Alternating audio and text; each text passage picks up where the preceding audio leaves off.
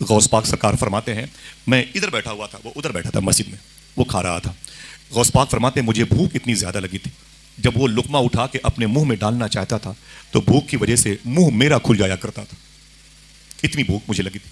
उसने मुझे देखा, वो कहा, ए मुसाफिर, इधर इधर ताल। तो गौस पाक फरमाते, मैं उठ करके उसके पास गया। मैंने कहा, बताएं क्या बात है? उसने कहा, भूखे हो? मैंने कहा, हाँ भूखा हूँ। कहा, खा लो खा लो खा लो, ये न मेरा है न तेरा है, इसे खा लो। सरकार गौस पाक फरमाते हैं, ये मेरा नहीं है, तेरा भी नहीं है, तेरा नहीं है, मेरा भी नहीं है, क्या मतलब है, किसका खाना है, तुम कौन हो? तो वो कहता है कि अय मुसाफिर, मैं बगदाद का नहीं हूँ, मैं मोसिल का नहीं हूँ, मैं यहाँ का नहीं हूँ। बोले, फिर तुम कहाँ के हो? बोले, मैं ईरान का रहने वाला हूँ। बोले, ईरान में कहाँ के? गौस पाक फरमाते, ईरान में कहाँ के हो? मशहद के हो, तेहरान के हो, जाम के हो, शिराज के हो, सिमनान के हो, संजर के हो, इस्फहान के, ईरान में कहाँ के रहने वाले हो? देखना कितने लोग सुभान अल्लाह कहते हैं। उसने कहा, ए मुसाफिर, मैं इस्फहान का नहीं हूँ, मैं संजरो सिमनान का नहीं, मैं जीलान का रहने वाला हूँ। जिलान मेरे शेख की पैदाइश के शहर का नाम है। गौस पाक ने अपने शहर का नाम सुना, तड़प गए। और तुम जिलानी हो? उसने कहा, तुम जिलानी हो? बोले, हाँ मैं जिलानी हूँ। बोले, यहाँ कैसे आ गए? उसने कहा, ए मुसाफिर, मैं बिजनेस के लिए बगदाद आ रहा था, तो मेरे मोहल्ले में एक शरीफों का खानदान रहता है, मेरे मोहल्लों में हसन हुसैन के बेटों का एक मकान, एक कबीला आबाद है। बोले, फिर? बोले, उस खानदान में एक बूढ़ी औरत रहती है। अल्लाह, उस खानदान में एक बूढ़ी औरत रहती है।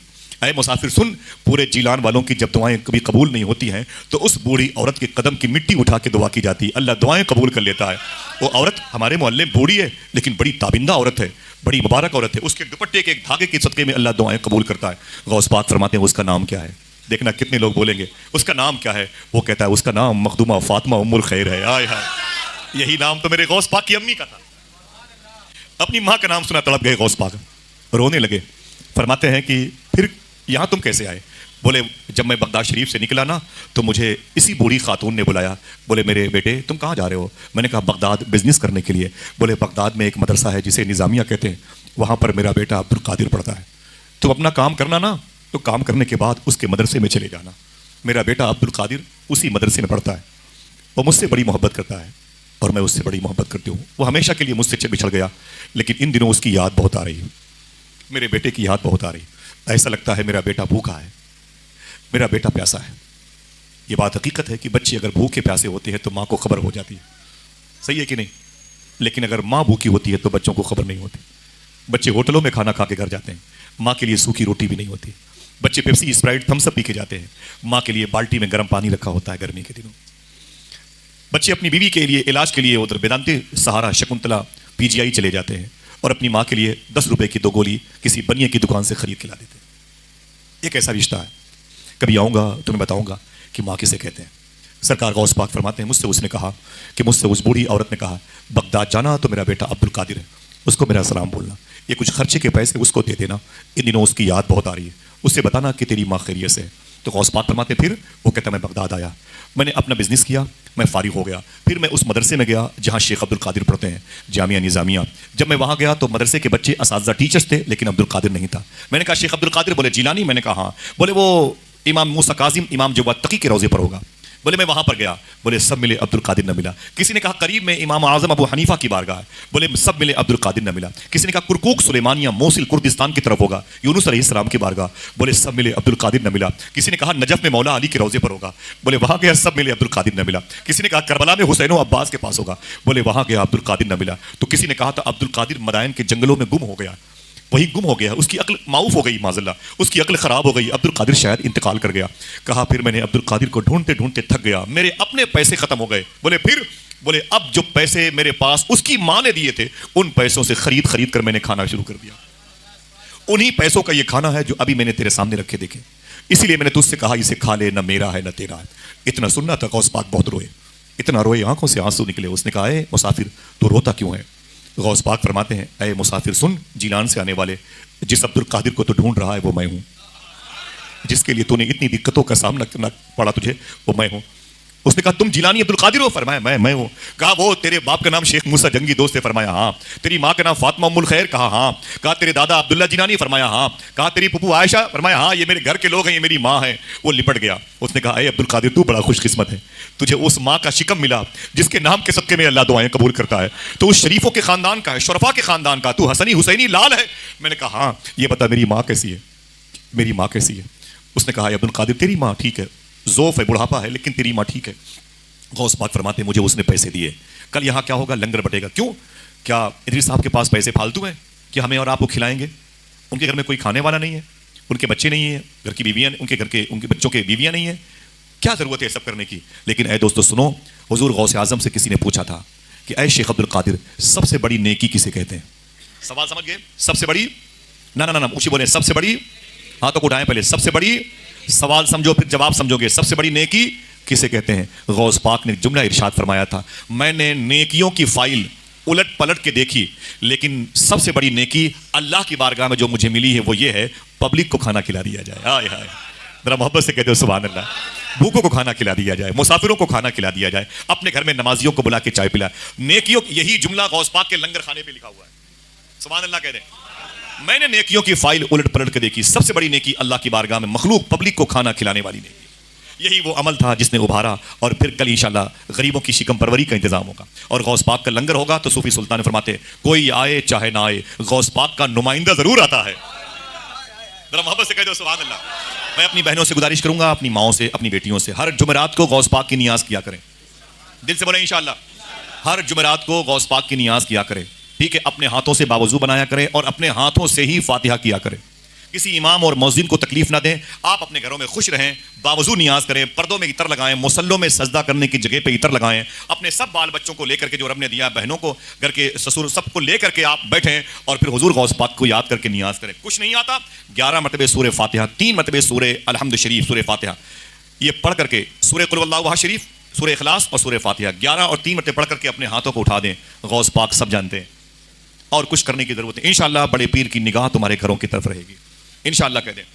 मैं बहुत थोड़ा सा चावल गौस पाक के लंगर खाने का लेके आया था, उबैद भाई मेरे बड़े भाई, मैं उनको दिया था। इंशाअल्लाह आऊँगा तो सबको गौस पाक के लंगर खाने का चावल दूंगा इंशाअल्लाह, ठीक है? और नहीं 2-3 दिन के बाद अब मेरे घर पे बगदाद के मेहमान आने वाले हैं, अभी भी वो आराम कर रहे हैं घर पे, पूरी फैमिली है, सगेदानियाँ हैं, वो आने वाले हैं, तो आप मेरे घर पर आइएगा तो इंशाअल्लाह मैं सबको दूंगा, ठीक है? इंशाअल्लाह, ठीक है? सरकार गौसे आज़म फरमाते मुझे वो पैसे दिए, उसने कहा ये पैसे लो, मिसाल के तौर पर तुम्हारी माँ ने मुझे 500 रुपए दिए थे, 100 तो खर्चे हो गए, बचे कितने? 400, ये 400 बचे, इसे ले लो। गौस पाक फरमाते मैंने उसमें से कुछ पैसे निकाल के किराए के नाम पे उसे दिए। मैंने कहा जाना तो मेरी माँ को सलाम बोलना, कहना तेरा बेटा अब्दुल कादिर अपनी राह में मस्त मगन है, इश्क की मंजिल तय कर रहा है, ऐ मेरी माँ दुआ कर अल्लाह मुझे आशिक बना दे। मैं भूखा जरूर हूं लेकिन अल्लाह के नाम की बरकतों ने मुझे जिंदा रखा है, अल्लाह के नाम का फैजान मुझे जिंदा रखा है, मैं बड़ी मेहनतें कर रहा हूं बेइज़्निल्लाह। मेरी माँ से कहना तेरी दुआ की जरूरत है, माँ अगर इंतकाल कर जाए तो उसकी कब्रों पे जाया करो इंशाअल्लाह। माँ अगर जिंदा हो तो वादा कीजिए जब भी घर से निकला करे अपनी माँ का हाथ चूम के निकला करें। कितने लोग ऐसा करेंगे इंशाअल्लाह? इंशाअल्लाह बोलें, माँ बाप के हाथ चूम के निकला करें। यही वो नेमतें हैं जिसके बारे में जितनी तारीफ की जाए, जितनी बातें बताई जाए वो कम है। ये एहसास उस वक्त होता है जब ये नेमतें घर से चली जाती हैं हमेशा के लिए। सरकार गौसे आज़म के पास जितने पैसे आए खर्चे के लिए, मालूम है क्या किया?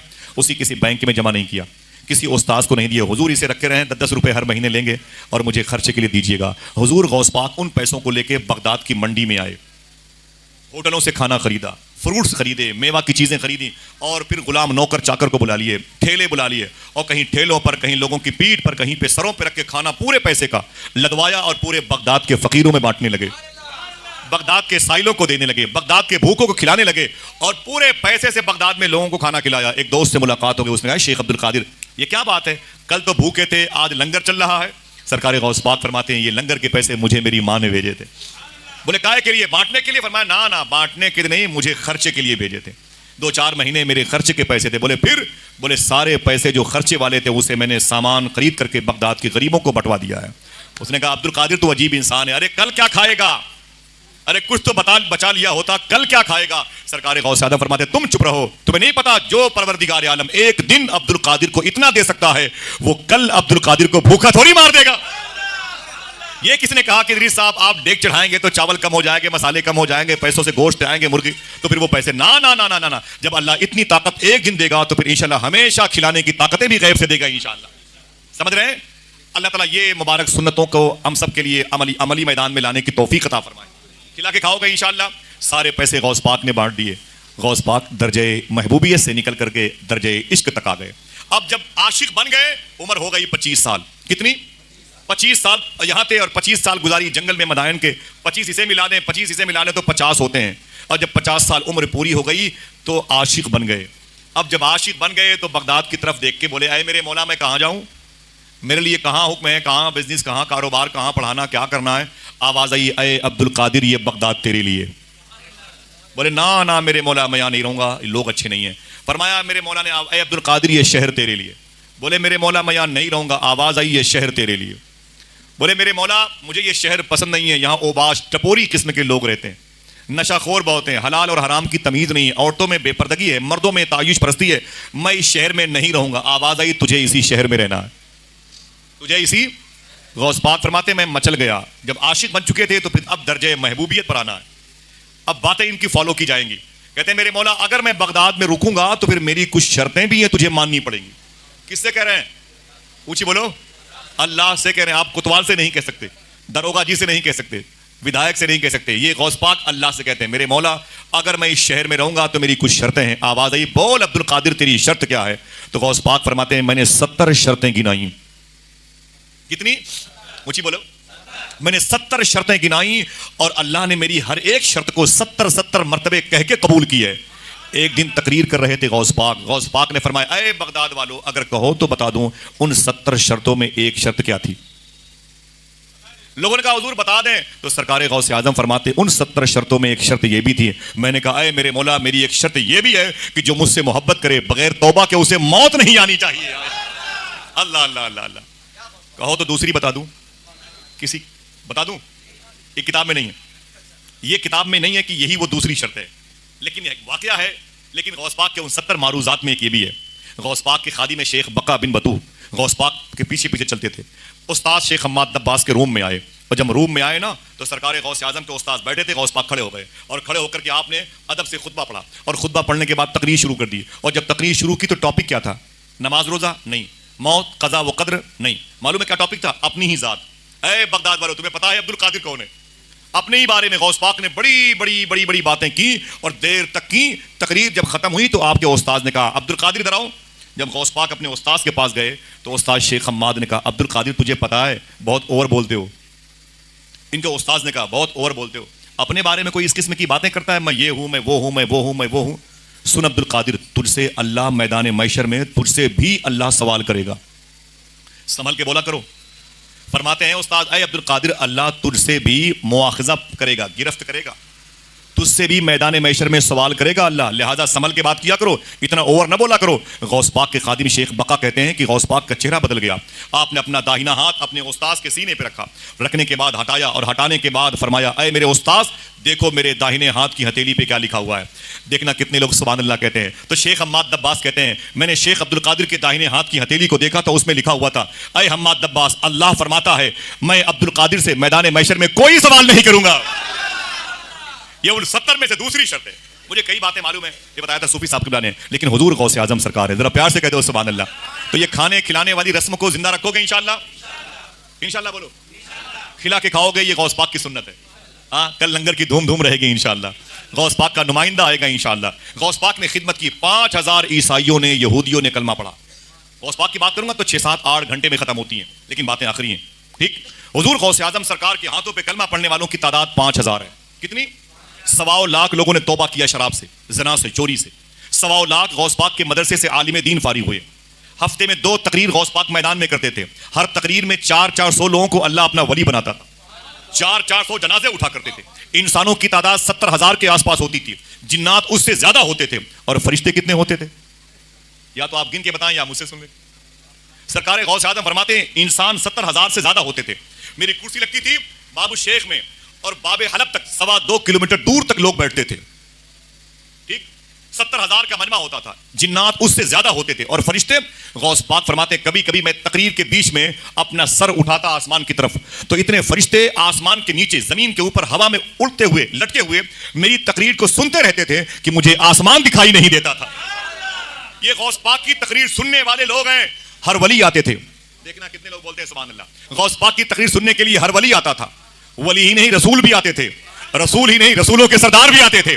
मेरा इमाम कहता है वली क्या, मुरसल आए, खुद हुजूर आए, वो तेरी वास की महफिल है या गौस। ये सैयदना शेख अब्दुल कादिर जिलानी का मर्तबा है।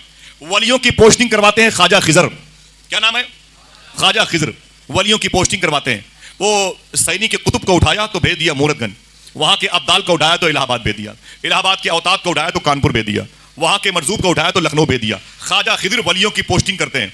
किसी ने पूछा, अरे ख्वाजा खिजर वलियों की पोस्टिंग करते हो अल्लाह के हुक्म से, कभी कोई ऐसा वली मिला जिसने तुम्हें हैरत में डाला हो? कहते हैं हाँ भाई एक मिला। आप समझ गए होंगे वो एक कौन होगा? हाँ, बोले वो कैसे? तो ख्वाजा खिजर कहते हैं मैं जमीन से उड़ा, ये मुशाहिदाती दुनिया है, इसे नासूती दुनिया कहते हैं। आलम नासूत, आलम जबरूत, आलम हाहूत, आलम मलकूत, आलम हाहूत, ये दुनिया के नाम है जो पर्दे गैब में है। तो ख्वाजा खिजर कहते हैं मैं इधर से निकला तो सोचा कि आलम लाहूत, जबरूत, हाहूत हो लूं, लेकिन जब मैं उड़ा ना तो जहां से दुनिया खत्म होती है उसके आखिरी किनारे पर एक टापू पर, जजीरे पर एक आदमी चादर ओढ़े लेटा हुआ था। ख्वाजा खिजर कहते हैं कि मैं ऊपर से नीचे लैंड किया, मैं नीचे उतरा, मैं समझ गया ये कोई अल्लाह का वली है, अल्लाह का वली है। मैंने कहा उठ, यहां कोई आम इंसान नहीं आ पाएगा, तू आ गया है तो सो रहा है, अल्लाह के वली हो, मेहनत करो मेहनत करो। अगर तुम आम मोमिन होते तो स्वालिहीन में आ जाते, अगर तुम स्वालिहीन में हो तो फिर वली बन जाओ, वली हो तो अल्लाह के जलवे देखो, बिखर जाओ तो मरजूब बन जाओ, समझ जाओ तो सालिक बन जाओ, सालिक हो तो आगे बढ़ो, औताद बन जाओ, अबरार बन जाओ, अब्दाल बन जाओ, गौस बन जाओ, कुतुब बन जाओ, खिजर के मकाम। ये क्या सोते हो यार, ये दुनिया सोने की, उठ।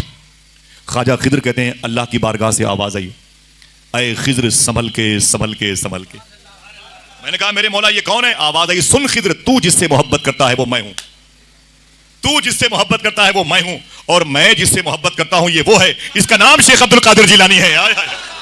अल्लाह अल्लाह, मेरा इमाम कहता है शुक्र के जोश में जो है वो तुझे क्या जाने, खिदर के होश से पूछे कोई रुतबा तेरा। मेरा शेख फरमाता है जिसने मुझे याद किया बख्श दिया जाएगा। हाथ उठा के बोले सुभान अल्लाह।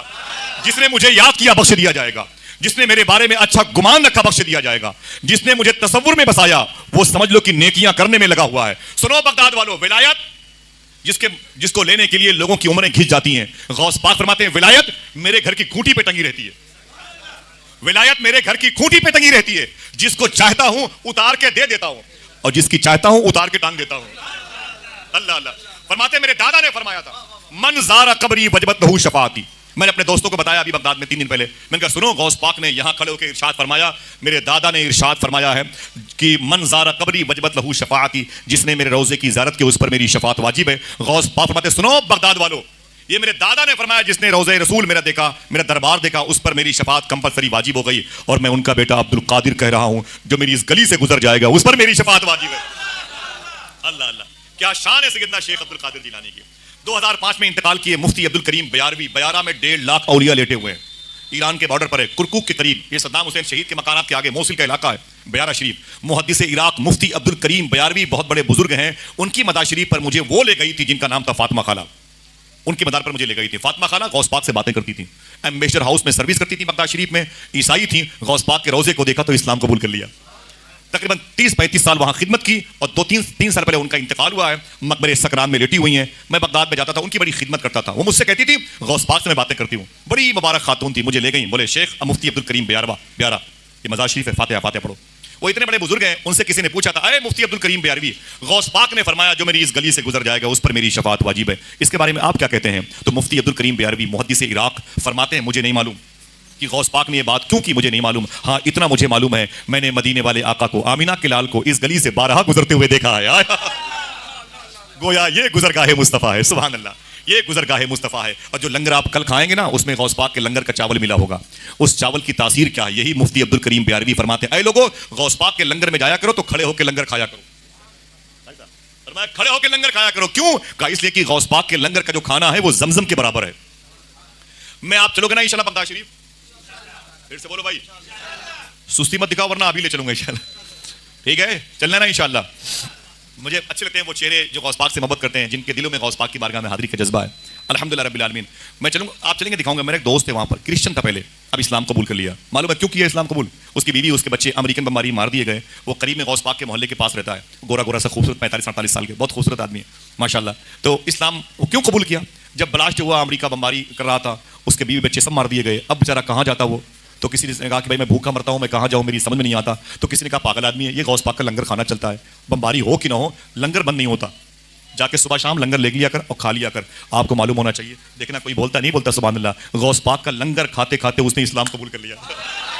उसने कहा यार 900 साल के बाद जब गौस पाक के लंगर की ये तासीर है तो गौस पाक के दौर में लंगर की तासीर क्या रही होगी। जब गौस पाक के दस्तरखान का आलम है तो हुसैन पाक के दस्तरखान का आलम क्या होगा, आका करीम के लंगर खाने का आलम क्या होगा। सुभान अल्लाह। ये जो लंगर की बहारें हैं ये कायम रहेंगी इंशाअल्लाह। बोलो जो ताकत व कुव्वत जैसी भी हो गौस पाक का लंगर बंद नहीं होना चाहिए इंशाअल्लाह। हर खुशी के मौके पर और हर गम के मौके पर इंशाअल्लाह। बोलो हाथों को उठा के। 11वीं शरीफ के महीने में इतने धूम से लंगर करो कि हर घरों में गौस पाक का फैजान नजर आने लगे। अगर ताकत कुवत नहीं है तो 11वीं के महीने में 25-50 रुपए की टॉफी ही खरीद के मोहल्ले में बंटवा दिया करो। बच्चे पूछें ये क्या है, कहना कि बगदाद वाले की 11वीं मुबारक। ये बहुत मुबारक अमल है और अल्लाह तबारक व तआला इसको कबूल फरमाता है। ये अमल होने से पहले कबूल फरमाता है अल्हम्दुलिल्लाह। बहुत सारी बातें हैं इसी लंगर के हवाले से मैंने सोचा कि बताऊं आपसे कि गौस पाक भूखे भी रहते थे तो खाना भी खिलाते थे। ऐसा लंगर चलाया 900 साल से अब तक बंद नहीं हुआ। इतनी बमबारी हुई, 18 लाख मुसलमान बगदाद में मारे गए, लेकिन गौस पाक का लंगर बंद नहीं हुआ। 20-20 लाख रुपए नजराने के गौस पाक के पास आते थे पर डे, लेकिन सारे पैसे लंगर में खर्च होते थे। यही वजह है कि अजमेर शरीफ चले जाओ तो ख्वाजा साहब का रोजा भी है, मस्जिद भी है, लंगर भी है। बोलो भाई बोलो। सरकार साबिर पाक की बारगाह में चले जाओ तो साबिर पाक का रोजा भी है, मस्जिद भी है, लंगर भी है। सरकार महबूब इलाही में चले जाओ तो मस्जिद भी है, लंगर भी चल रहा है माशाअल्लाह, है कि नहीं। वारिस पाक की बारगाह में चले जाओ वहां भी आस्थाना भी है, मस्जिद भी है, लंगर भी है। बरेली शरीफ में चले जाओ तो आरस की बारगाह भी है और मस्जिद भी है, सामने ताजुश शरिया का लंगर भी चल रहा है। मेरे आका सरकार मखदूम सिमना की चौखट पर चले जाओ तो वहां भी आस्थाना भी है और सबसे बड़ा दवाखाना भी है अल्हम्दुलिल्लाह, और लंगर भी चल रहा है। ऐसे ही आशिकों का घर होना चाहिए। कोई गरीब गुजरे तो उसे गुजरने मत दीजिए। दुआ करो अल्लाह हम सबको खिलाने वालों में शामिल फरमाए। अपने बीवी बच्चों को सखी बनाए। सखी जिसके हाथ लंबे होते हैं अल्लाह उन हाथों की दुआएं कबूल करता है। ये दिखा दिखा के खाओगे तो बीमार हो जाओगे, खिला खिला के खाओगे तो इंशाल्लाह बीमारियां दूर करने वाला काम अल्लाह आपको सौंप देगा इंशाल्लाह। कहते हैं वकुन मा सादिकीन, जो सच्चों का सरदार उसे शेख अब्दुल कादिर जिलानी कहा जाता है। मेरे घर में 2-3 दिन के बाद इंशाल्लाह उम्मीद है बगदाद शरीफ के काफ़ी मेहमान आने वाले हैं और तारीख अगर कंफर्म होती है मैं बताऊंगा उबैद भाई को, तो आप लोग तशरीफ लाइएगा इंशाल्लाह।